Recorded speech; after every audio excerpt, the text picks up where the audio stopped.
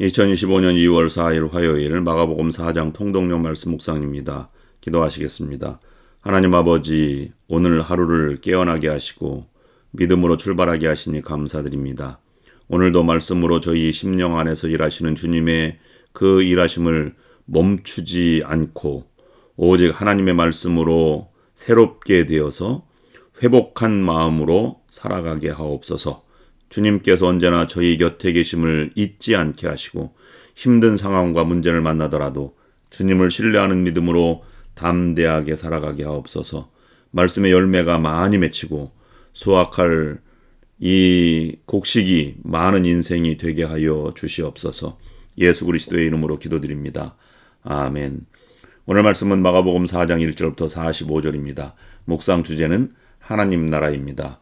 마가복음 4장 하나님 나라 비유, 씨 뿌리는 비유 1절부터 20절. 1절 예수께서 다시 바닷가에서 가르치시니 큰 무리가 모여들거늘 예수께서 바다에 떠있는 배에 올라 앉으시고 온 무리는 바닷가 육지에 있더라. 2절 이에 예수께서 여러 가지를 비유로 가르치시니 그 가르치시는 중에 그들에게 이르시되 3절 들으라 씨를 뿌리는 자가 뿌리러 나아가서 4절 뿌릴새 더러는 길가에 떨어짐에 새들이 와서 먹어버렸고 5절 더러는 흙이 얕은 돌밭에 떨어짐에 흙이 깊지 아니하므로 곧 싹이 나오나 6절 해가 돋은 후에 타서 뿌리가 없으므로 말랐고 7절 더러는 가시떨기에 떨어짐에 가시가 자라 기운을 막음으로 결실하지 못하였고 8절 더러는 좋은 땅에 떨어짐에 자라 무성하여 결실하였으니 30배나 60배나 100배가 되었느니라 하시고 9절 또 이르시되 들을 귀 있는 자는 들으라 하시니라. 10절 예수께서 홀로 계실 때에 함께한 사람들이 12제자와 더불어 그 비유들에 대하여 물으니 11절 이르시되 하나님 나라의 비밀을 너희에게는 주었으나 외인에게는 모든 것을 비유로 하나니 12절 이는 그들로 보기는 보아도 알지 못하며 듣기는 들어도 깨닫지 못하게 하여 돌이켜 죄사함을 얻지 못하게 하려 함이라 하시고 13절 또 이르시되 너희가 이 비유를 알지 못할진데 어떻게 모든 비유를 알겠느냐. 14절 뿌리는 자는 말씀을 뿌리는 것이라. 15절 말씀이 길가에 뿌려졌다는 것은 이들을 가리킴이니 곧 말씀을 들었을 때에 사탄이 즉시 와서 그들에게 뿌려진 말씀을 빼앗는 것이요. 16절 또 이와 같이 돌밭에 뿌려졌다는 것은 이들을 가리킴이니 곧 말씀을 들을 때 즉시 기쁨으로 받으나 17절 그 속에 뿌리가 없어 잠깐 견디다가 말씀으로 인하여 환난이나 박해가 일어나는 때에는 곧 넘어지는 자요. 18절 또 어떤 이는 가시떨기에 뿌려진 자니 이들은 말씀을 듣기는 하되 19절 세상의 염려와 재물의 유혹과 기타 욕심이 들어와 말씀을 막아 결실하지 못하게 되는 자요. 20절 좋은 땅에 뿌려졌다는 것은 곧 말씀을 듣고 받아 30배나 60배나 100배의 결실을 하는 자니라. 등불 비유 21절부터 25절. 21절 또 그들에게 이르시되 사람이 등불을 가져오는 것은 말 아래나 평상 아래에 두려함이냐 등경 위에 두려함이 아니냐. 22절 드러내려 하지 않고는 숨긴 것이 없고 나타내려 하지 않고는 감추인 것이 없느니라. 23절 들을 귀 있는 자는 들으라. 24절 또 이르시되 너희가 무엇을 듣는가 스스로 삼가라. 너희의 헤아리는 그 헤아림으로 너희가 헤아림을 받을 것이며 더 받으리니. 25절 있는 자는 받을 것이요 없는 자는 그 있는 것까지도 빼앗기리라. 자라는 씨 비유 26절부터 29절. 26절 또 이르시되 하나님의 나라는 사람이 씨를 땅에 뿌림과 같으니. 27절 그가 밤낮 자고 깨고 하는 중에 씨가 나서 자라되 어떻게 그리 되는지를 알지 못하느니라. 28절 땅이 스스로 열매를 맺되 처음에는 싹이요 다음에는 이삭이요 그 다음에는 이삭의 충실한 곡식이라. 29절 열매가 익으면 곧 낫을 대나니 이는 추수 때가 이르렀음이라. 겨자씨 비유 30절부터 34절. 30절 또 이르시되 우리가 하나님의 나라를 어떻게 비교하며 또 무슨 비유로 나타낼까. 31절 겨자씨 하나님과 같으니 땅에 심길 때에는 땅 위의 모든 씨보다 작은 것이로되 32절 심긴 후에는 자라서 모든 풀보다 커지며 큰 가지를 내나니 공중의 새들이 그 그늘에 깃들일 만큼 되느니라. 33절 예수께서 이러한 많은 비유로 그들이 알아들을 수 있는 대로 말씀을 가르치시되 34절 비유가 아니면 말씀하지 아니하시고 다만 혼자 계실 때에 그 제자들에게 모든 것을 해석하시더라. 폭풍을 잠잠케 하심. 35절부터 41절 35절 그날 저물 때에 제자들에게 이르시되 우리가 저편으로 건너가자 하시니 36절 그들이 무리를 떠나 예수를 배에 계신 그대로 모시고 가매 다른 배들도 함께 하더니 37절 큰 광풍이 일어나며 물결이 배에 부딪혀 들어와 배에 가득하게 되었더라. 38절 예수께서는 고물에서 베개를 메고 주무시더니 제자들이 깨우며 이르되 선생님이여 우리가 죽게 된 것을 돌보지 아니하시나이까 하니 39절 예수께서 깨어 바람을 꾸짖으시며 바다더러 이르시되 잠잠하라 고요하라 하시니 바람이 그치고 아주 잔잔하여지더라. 40절 이에 제자들에게 이르시되 어찌하여 이렇게 무서워하느냐 너희가 어찌 믿음이 없느냐 하시니 41절 그들이 심히 두려워하여 서로 말하되 그가 누구이기에 바람과 바다도 순종하는가 하였더라. 아멘. 마가복음 4장은 하나님 나라에 관한 비유입니다. 씨 뿌리는 비유로 출발하여 풍랑을 잔잔케 하심으로 마무리가 됩니다. 예수님은 하나님 나라에 대해 일상생활에서 능히 볼 수 있는 현상들을 예로 들어 교훈하였습니다. 예수님이 비유로 말씀하신 것에 대해 가장 큰 오해는 누구나 알아들을 수 있도록 쉽게 설명하기 위한 방법입니다. 이것은 작은 부분에 어떤 의미를 부여하기보다는 하나의 주된 의미를 찾는 것이 더 중요한 것이라는 것을 염두에 두고 읽어야 합니다. 예수님이 갈릴리 지방 가버나움에 가까운 발리 바다 북쪽 해변에서 배에 올라타시고 해변에 모여든 무리들을 많은 비유로 가르치고 계셨습니다. 날이 저물자 제자들에게 건너편으로 건너가자고 했고 제자들이 예수님이 배에 계신 그대로 모시고 갔습니다. 그러자 다른 배들도 함께 했습니다. 마태복음과 누가복음에서는 해변에서 비유로 가르치시고 바로 그날 저녁에 있었던 일로 기록하고 있지 않습니다. 하여간 제자들은 예수님을 배에 모시고 갈릴리 바다 동남쪽에 있는 가다라 지방, 거라사 지방 쪽을 향해 갔습니다. 그런데 얼마 가다 보니 바람이 불기 시작했습니다. 큰 광풍이 일어나며 물결이 배에 부딪혀 들어와 배에 가득하게 되었습니다.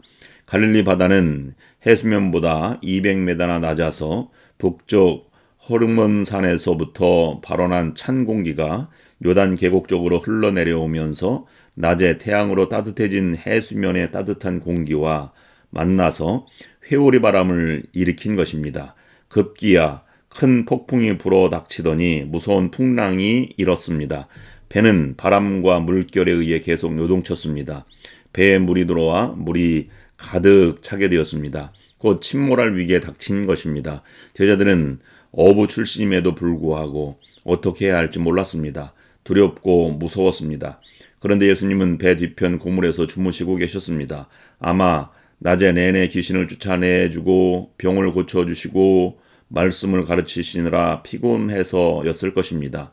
제자들은 예수님을 깨우면서 원망 섞인 다급한 어조로 선생님이 우리가 죽게 된 것을 돌보지 아니하시나이까 라고 요청하였습니다. 예수님이 일어나 보니 제자들이 잔뜩 겁에 질려서 얼굴이 하얗게 되어 있었습니다. 예수님이 바람을 꾸짖으시며 바다를 향해 명령하였습니다. 잠잠하라, 고요하라. 그러자 바람이 그치고 바다가 잔잔해졌습니다. 그때 예수님이 제자들을 향해서 어찌 이렇게 무서워하느냐 너희가 어찌 믿음이 없느냐 라고 말씀하셨습니다. 제자들은 심히 두려워하며 서로 이분이 누구이기에 바람과 바다도 순종하는가 라고 말하였습니다. 제자들에게 바다는 두려운 장소였습니다. 고대에는 자연신을 믿었습니다. 자연의 특정한 곳마다 그 자연을 지배하는 신이 있다고 보았습니다. 그 신은 모습이 사람과 관계가 있고 사람들 사이에서 살아가고 어떤 식으로든 사람들의 삶에 개입을 한다고 믿었습니다.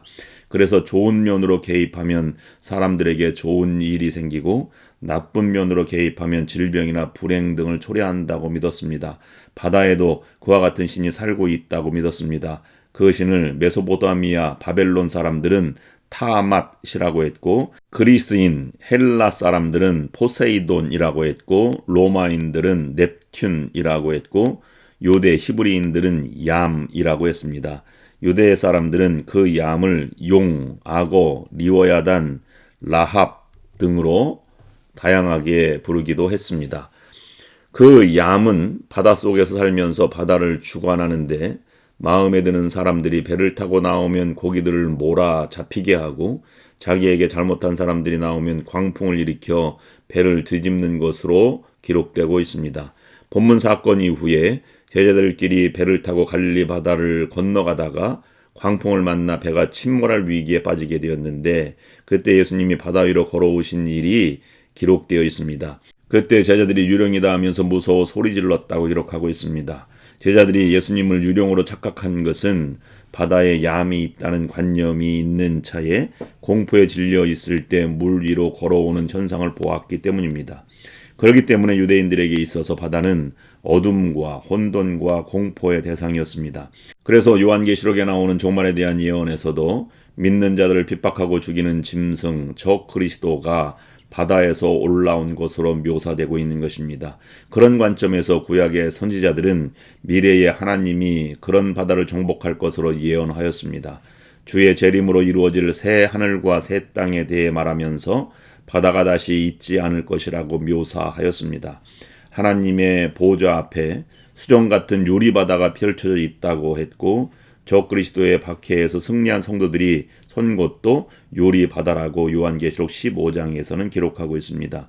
유리바다는 맑고 깨끗한 것에 대한 의미도 있지만 요동하지 않고 평안한 상태에 대한 상징입니다. 혼돈과 공포가 없어지고 평안만이 있을 것을 묘사한 것입니다. 유대인들에게 있어서 바다는 혼돈과 공포의 대상이 되고 있었던 것을 이 신앙에서도 표현하고 있는 것입니다.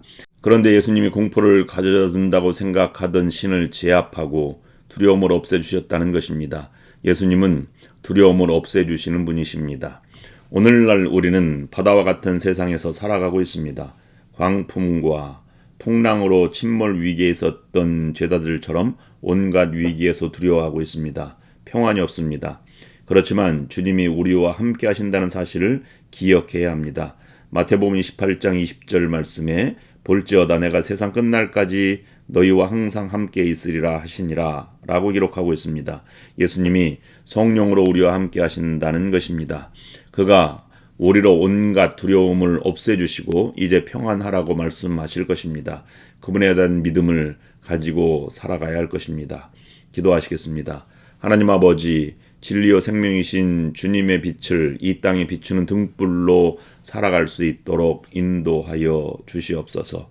그 등불을 끄기 위해 온갖 거짓과 죄악의 모진 광풍이 몰아친다 할지라도 그것을 두려워하거나 피하지 않고 우리의 힘이 되어주신 주님의 섭리하심을 믿고 담대하게 맞서는 용기를 허락하여 주시옵소서. 하나님을 우리의 힘으로 삼는 우리의 삶 속에 이미 하나님 나라가 도래했고 주님의 등불로 살아가는 우리의 삶 자체가 하나님 나라라는 사실을 늘 깨닫는 우리의 주님의 자녀로 살아가는 성도들이 되게 도와 주시옵소서. 우리의 삶이 작은 순종을 통해서 가정과 일터와 교회와 사업장 모든 공동체가 하나님 나라가 확장되는 참 평안의 세계가 되는 우리 믿음의 성도들의 삶이 될 수 있도록 인도하여 주시옵소서. 예수 그리스도의 이름으로 기도드립니다. 아멘.